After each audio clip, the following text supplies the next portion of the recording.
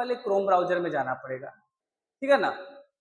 और इस Chrome browser में यहाँ पे नाइलेट का वेबसाइट आपको लिखना पड़ेगा।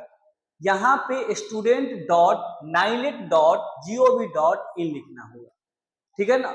और इस वेबसाइट पे आप जाते हैं, तो इस वेबसाइट पे जाने के बाद आपके पास इस प्रकार से वेबसाइट आप क्लिक करेंगे।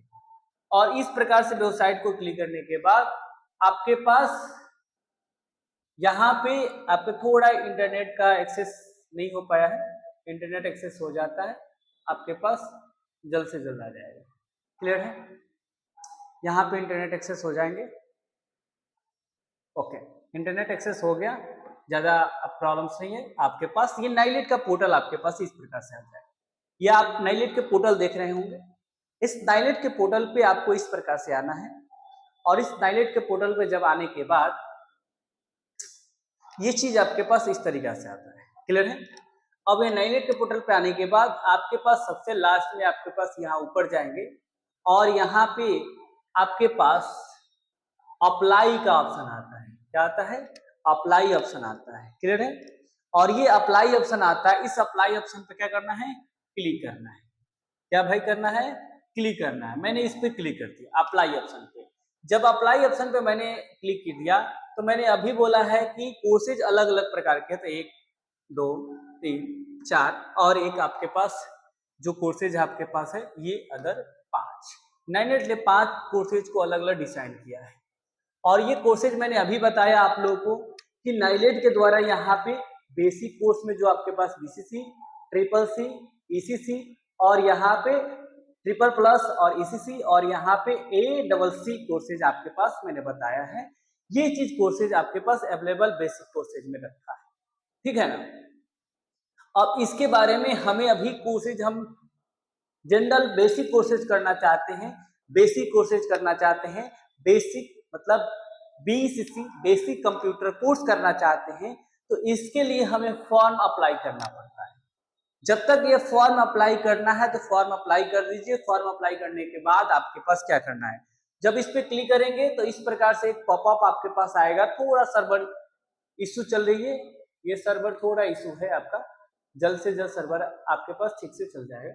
ये सर्वर थोड़ा नाइलेट के सर्वर है आपके पास, आज 30 तारीख है इसलिए थोड़ा सर्वर इशू होती है कि लास्ट के मंथ में आपके पास क्लोज हो जाता है, अगले मंथ से या फिर से आता है, तो इसलिए आपके पास अप्लाई का थोड़ा आपके पास क्या होता है इशू चलती है।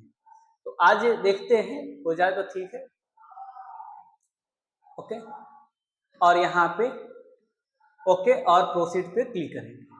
जब प्रोसीड पे क्लिक करेंगे तो इस प्रकार से आपके पास पॉपअप खुल जाता है। देखिए आपके पास इस प्रकार से पॉपअप आपके पास खुल जाता है, जिसमें आपसे पूछता है कि नाइलेट के द्वारा जो पंजीकरण है कि नाइलेट के द्वारा पहले से एग्जाम दिए हुए हैं क्या, तो मैंने नहीं दिया है। यस, आपके पास भाई बीसीसी परीक्षा आवेदन पहले से किए हैं क्या? नहीं। आपके पास फुल आवेदन का नाम लिखना है।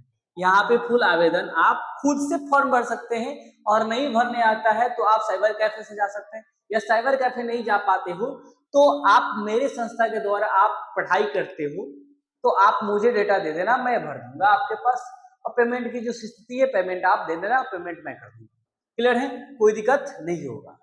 तो यहाँ पे आपके पास क्या है, ये आवेदन का नाम लिखना है, वो आपके पास पेरेंट का माता पिता का नाम लिखना है और माता पिता का यहाँ पे नाम को लिख लेना है। ओके, उसके बाद आपके पास आता है कि आपके पास मदर का नाम लिखना है, यहाँ पे लिंग लिखना है, यहाँ पे जन्म तिथि लिखना है और यहाँ पे कैटेगरी रख लेना है। कैटेगरी में आपके पास यहाँ पे कैटेगरी में आपके पास देखिए, कैटेगरी जब क्लिक करेंगे तो यहाँ पे अलग अलग कैटेगरी आपके पास आ जाता है इस तरीके से।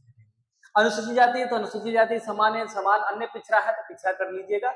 ये आपके पास, मैं इसमें कोई भी जाति सुनिश्चित कर लेता हूँ। अब यहाँ पे विकलांगता है तो विकलांगता जोड़ लीजिएगा, कमजोर EBCW में आता है तो EBCW डाल लीजिएगा। और यहाँ पे संपर्क सूची में ये तो नहीं डलाएगा, मोबाइल नंबर डाल दीजिएगा, ईमेल आईडी डाल दीजिएगा। और ध्यान बात रखिएगा, मोबाइल नंबर और ईमेल आईडी कभी गलत नहीं रखिएगा। मोबाइल नंबर और ईमेल आईडी गलत होता है तो आपकी सूचना कोई मिल नहीं पाएगा।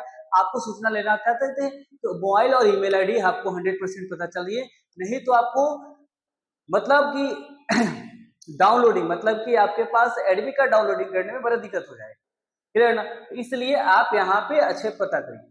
उसके बाद आपके पास आता है एड्रेस, पूरी आपके पास एड्रेस आपको डालना है यहाँ पे, ठीक है। उसके बाद आपके पास क्वालिफिकेशन डालना है, यहाँ पे क्वालिफिकेशन डालना है। उसी प्रकार यहाँ पे आपके पास वर्ड डालना है, ठीक है ना। और एक बात और आती है कि क्या मुझे डायरेक्टली बीसीसी करना चाहिए या किसी संस्था के साथ करना चाहिए। तो आप डायरेक्टली करना चाहते तो डायरेक्टली भी कर सकते, कोई दिक्कत नहीं है। नाइलेट के द्वारा डायरेक्ट आप करना चाहते हो तो डायरेक्ट कर सकते हैं, कोई दिक्कत नहीं है। लेकिन संस्था के साथ करना चाहते हो तो संस्था के भी साथ कर सकते हैं, कोई दिक्कत नहीं है। संस्था के साथ कर लो या आप यहाँ पे कर लो। तो मुझे, आप संस्था के साथ करना चाहते हो तो संस्था के साथ करने के लिए मुझसे संपर्क कर लो, मैं आपको संस्था के द्वारा, मैं अपने संस्था के द्वारा मैं आपको करा दूंगा। या डायरेक्टली करना है तो कोई दिक्कत नहीं है, डायरेक्टली कर लो। संस्था और डायरेक्टली में कोई अंतर नहीं है। संस्था होती है तो गाइडलाइन आपको दे देगी, डायरेक्टली होगी तो नाइलेट गाइडलाइन देगी आपको। संस्था होगा तो संस्था बिहार में होगी, आप संस्था का नाम डालना है तो वो संस्था का नाम डालना है, जो संस्था का नाम, मेरे अपने संस्था का नाम डालना है तो मैं डाल के बता दूंगा आपका। यहाँ पे आपके पास एग्जाम का रिसाइकल होता है, एग्जाम का रिसाइकल। और यहाँ पे आपके पास अभी जो फॉर्म आप भरेंगे, आज का डेट, जैसे आज हमारे पास जो है ना 30/9/2024 को भरते हो तो आपकी एग्जाम जो होगा नवंबर में होगा। कब होगा? नवंबर में एग्जाम होगा आपका, ठीक है ना। अब यहाँ से पूछ रहा है आपका एग्जाम सेंटर, आप एग्जाम सेंटर जहां पे डालना चाहते हैं यहाँ पे बिहार डाल लीजिएगा। और एग्जाम सेंटर आप जब मान लीजिए कि यहाँ पे जो भी डालना चाहते हैं यहाँ पे, आप यहाँ पे मोतिहारी तो मोतिहारी डाल लीजिएगा। उसके बाद आपके पास बिहार में इसके अलावा इसका और भी सेंटर आपके पास है तो मुजफ्फरपुर डाल लेना है, यहाँ पे जो भी मुजफ्फरपुर या मुजफ्फरपुर डाल लेना है। और एक बात ध्यान रखिएगा कि बीसीसी बेसिक कंप्यूटर कोर्स की जो आपके पास प्राइस है वो 531 रुपया है। कितने है भाई मेरे? 531 रुपया। ये 531 रुपया आपको चालान के माध्यम से, गूगल पे, फोन पे, जो भी आपके पास है उसके माध्यम से या इंटरनेट माध्यम से आप इसको पेमेंट करना होगा। ये पेमेंट करके आप यहाँ पे काम को करना पड़ेगा। उसके बाद आपके पास यहाँ आधार नंबर है तो आधार नंबर डालिएगा, या अपार आईडी आपके पास है तो अपार आईडी भी डालना पड़ेगा। या अपार आईडी आपके पास नहीं है तो जनरेट करना पड़ेगा अपार आईडी, अन्यथा अपार आईडी विदाउट आपके पास यहाँ पे आपकी फॉर्म नहीं भराएगा, ठीक है ना। यहाँ पे अपार आईडी के बिना आपके पास फॉर्म आईडी आपका नहीं भरा सकता है।